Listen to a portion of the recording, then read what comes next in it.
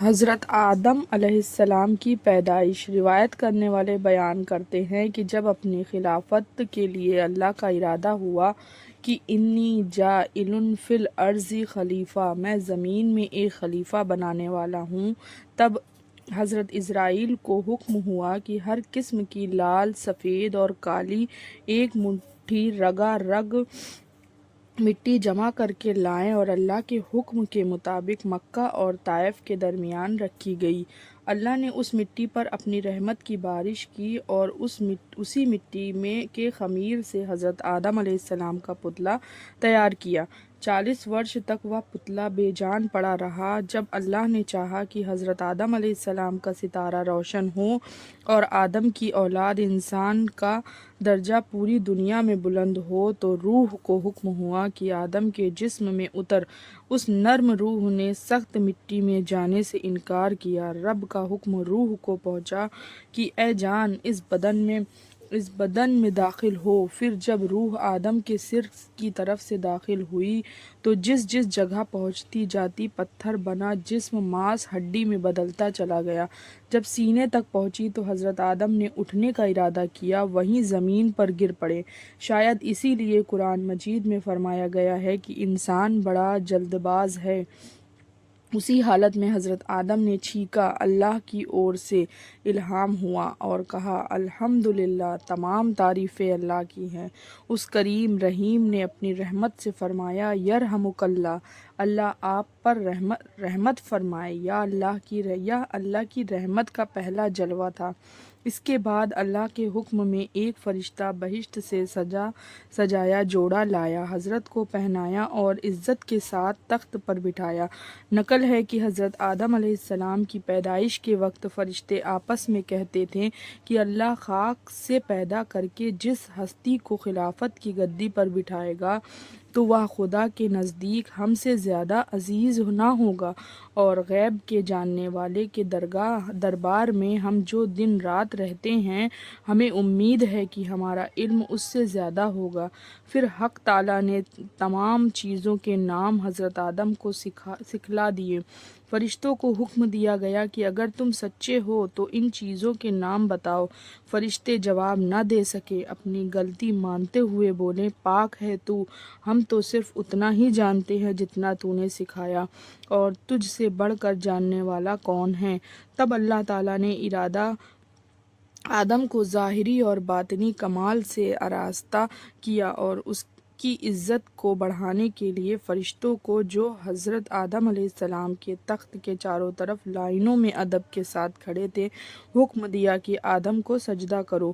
تمام فرشتوں نے حضرت آدم کو سجدہ کیا، مگر ابلیس نے انکار کر دیا اور بولا کہ میں آدم سے بہتر ہوں، اس لیے کہ مجھے آگ سے اور آدم کو مٹی سے پیدا کیا گیا ہے۔ ابلیس کے اس انکار سے اس پر پھٹکار پڑی اور اسے فرشتوں کے ساتھ سے الگ کر دیا گیا۔ حضرت آدم بہشت میں رہنے لگے۔ طبیعت میں آیا کہ کوئی ان کا ساتھی ہو، زندگی کا ساتھی۔ حضرت پر خواب نے غلبہ کیا۔ اسی بیچ اللہ نے اپنی قدرت سے آدم علیہ السلام کے پہلو سے حضرت حوا کو پیدا کر دیا۔ جب وہ جاگے تو دیکھا کہ ایک پاک صاف عورت بیٹھی ہے۔ بہت خوش ہوئے، پوچھا کہ تو کون ہے؟ حضرت حوا نے کہا کہ میں تیرے بدن کا حصہ ہوں، اللہ تعالیٰ نے تیری پسلی سے مجھے پیدا کیا۔ کہا جاتا ہے کہ حضرت حوا بہت ہی خوبصورت تھی۔ حضرت کی خوشی کا ٹھکانہ نہ تھا۔ حضرت حوا کو پا کر سجدہ شکر ادا کیا۔ اللہ تعالیٰ کی طرف سے عرش کے اٹھانے والے اور آسمانی فرشتوں کے سامنے ان دونوں کا نکاح ہوا۔ پھر ان دونوں کو حکم ہوا کہ تم سب اسی بہشت میں رہو، جو چاہو کھاؤ، مگر اس پیڑ کے نزدیک مت جانا۔ اشارہ گیہوں کے پودے کی طرف تھا۔ ابلیس نے آدم کو سجدہ نہیں کیا تھا اور وہ نکال دیا گیا تھا، اس لیے اسے حضرت آدم نے خاص طور سے جلن ہو گئی تھی۔ وہ ہمیشہ ایسے اپائے سوچتا کہ کسی طرح آدم کو بہشت سے نکالے۔ اس کے لیے پہلے وہ مور کے پاس گیا، اس سے دوستی کی اور کہا، میری دوستی کے حق تجھ پر ثابت ہے۔ ہم تم ایک مکان میں رہتے بھی تھے۔ میری درخواست تم سے یہ ہے کہ مجھے اپنے بازو پر بٹھا کر بہشت میں پہنچا دو تاکہ میں اپنے دشمن سے بدلہ لے سکوں۔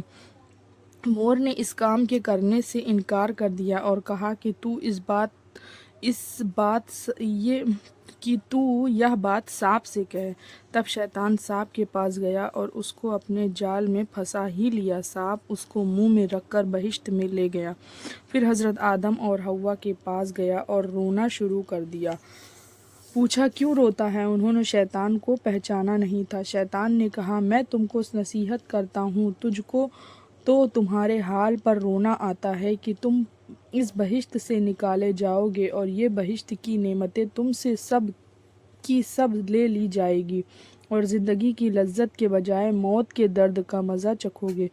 دونوں نے شیطان کی جب یہ باتیں سنی تو بڑا غم ہوا۔ ابلیس نے کہا اگر تم میرا کہنا مانو تو تم کو ایک پیڑ بتاؤں، اگر تھوڑا پھل اس کا کھاؤ گے تو ہمیشہ زندہ رہو گے اور موت کی شکل کبھی نہ دیکھو گے۔ حضرت آدم نے پوچھا وہ کون سا ہے؟